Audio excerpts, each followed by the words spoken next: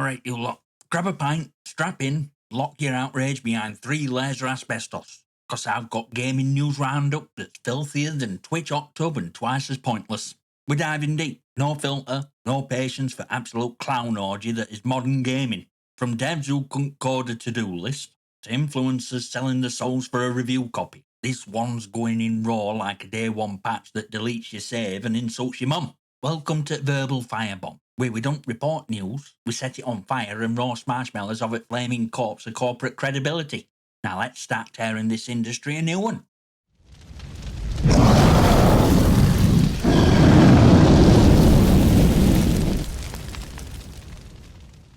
Alright, Bungie's back in PR booth, furiously yanking hype lever like it's 2017 to announce a livestream reveal of Destiny 2 Edge of Fate on May 6th at 9am PDT.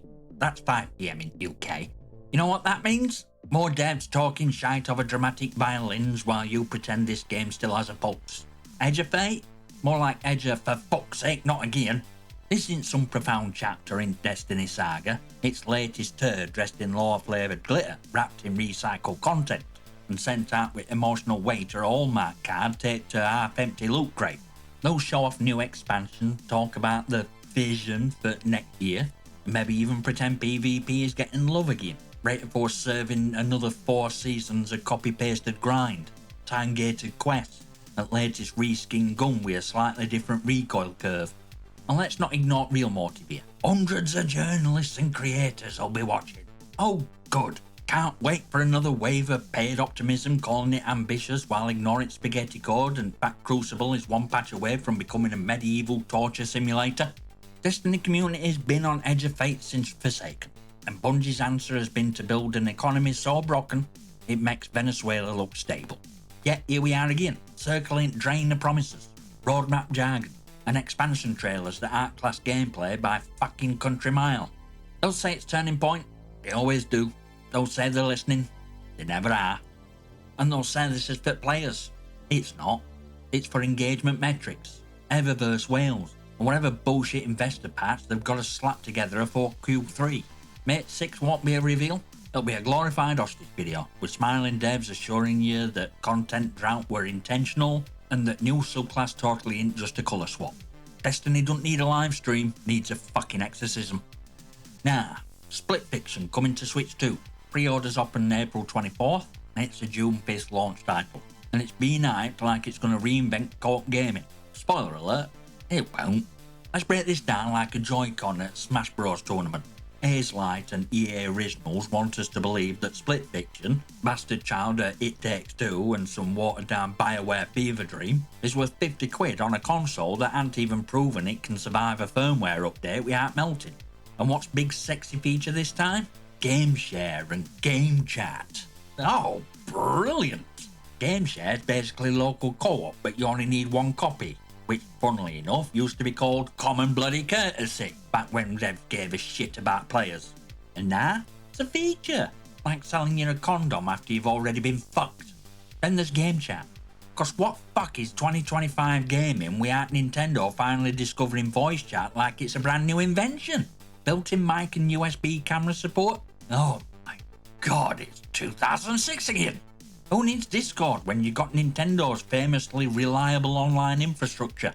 Can't wait to see Torchface glitching into a JPEG nightmare while Mike cuts out every time someone sneezes. Also, let's not forget inevitable Friends Pass wankery. Play with a mate across platform, which is bare minimum in 2025 and not a goddamn innovation. Yet here it's framed like EA's just gave birth to future of friendship. No lads, you finally caught up to 2019. Clap, fucking clap. And of course there's dev interview with Joseph Bears, man who once yelled fuck Oscars and is now casually sucking PR dick in Nintendo's blog. Watching once rebellious creatives morph into brand puppets is like seeing your childhood dog walk upright and ask for crypto. Split Fiction might be a decent game, but this announcement? It's a circle jerk disguised as a product launch. They're flogging recycled features, dressing them up with marketing glitter, and pretending this is co-op second coming. Spoiler, just another 50 quid reminder that note's new, everything's monetized, and Nintendo's still years behind with a smile on its face. Right, so let's talk FragPunk. latest tactical hero shooter that sounds like it was named by Red Bull chugging into trying to impress their algorithm of a lot. It's made by NetEase, which means, surprise surprise, it's got more spyware than strategy, more flash than substance, and more innovation than actual fucking soul. They're launching on Xbox and PlayStation this April 29th.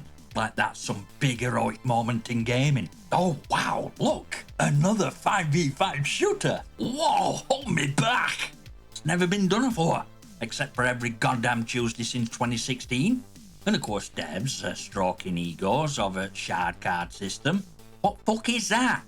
Some RNG infested mechanic designed to feel strategic while secretly being just another loot card gimmick disguised as tactical depth.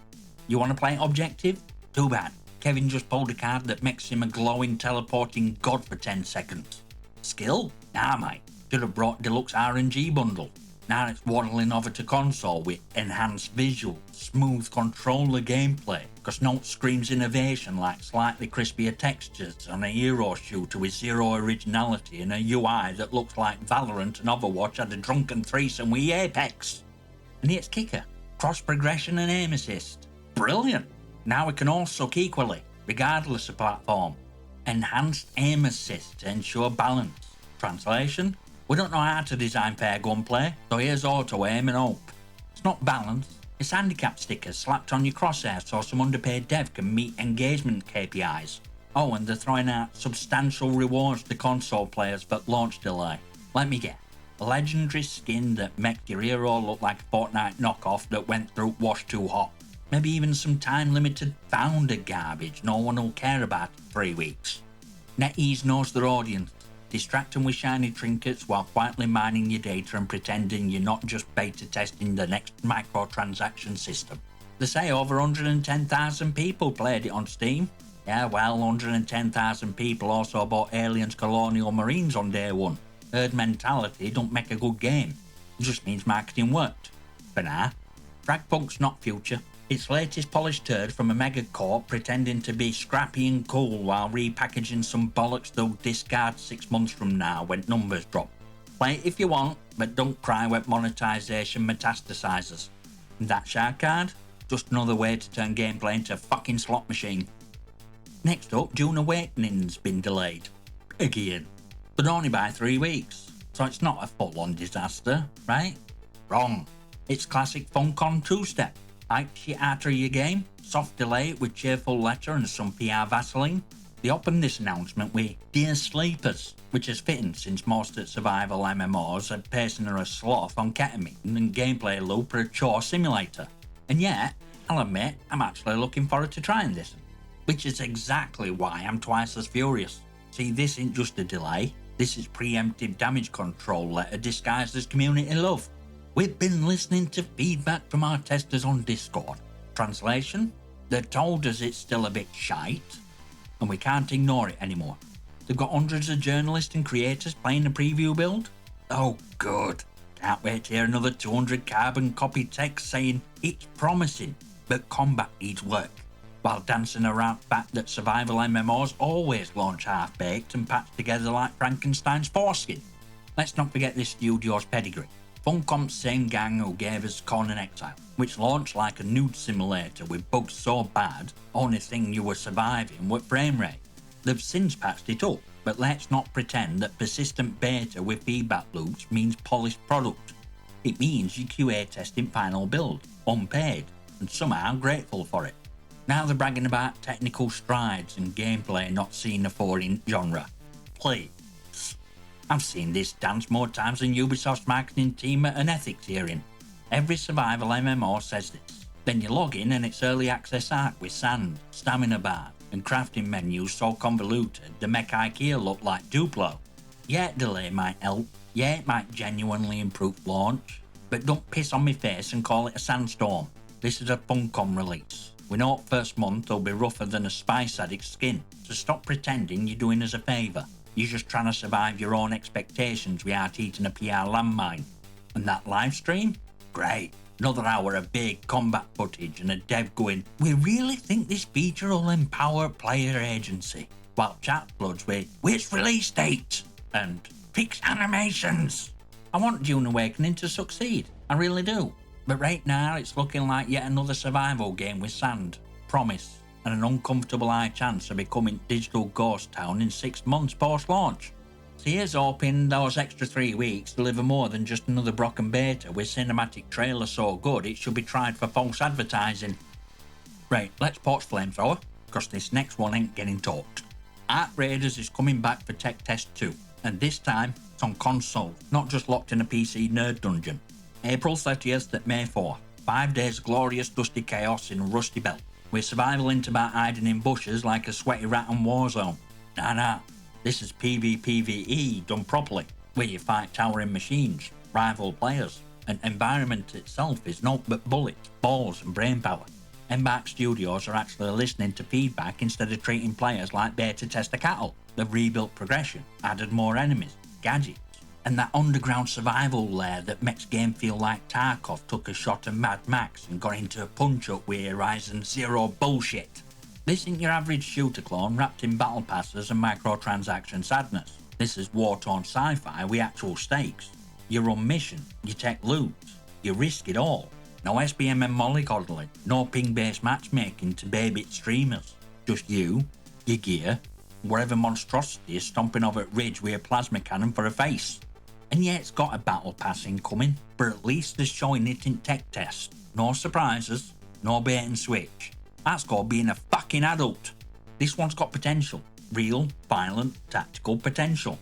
If Art Raiders delivers, it might just slap extraction genres so hard it knocks teeth out of DMZ and spits in Final's face on way down. So yeah, I signed up. You should too. Cause for once, we're not being fed a reheated shooter with a TikTok trailer and a 12-year-old dev team that thinks drip is game design. This could be one. Don't miss it. If you're still here, you're one of us. Resistance. Join Discord, follow me on X, and if you're mad enough to support this glorious rage-fueled crusade, join channel membership. Links are in the description. Smash that like button, hit subscribe, and drop your rants and questions in comment. If it's clever, brutal, or just darkly poetic, I might feature it. If it's bollocks, I'll rip it apart with love. I'll see you next time, you magnificent.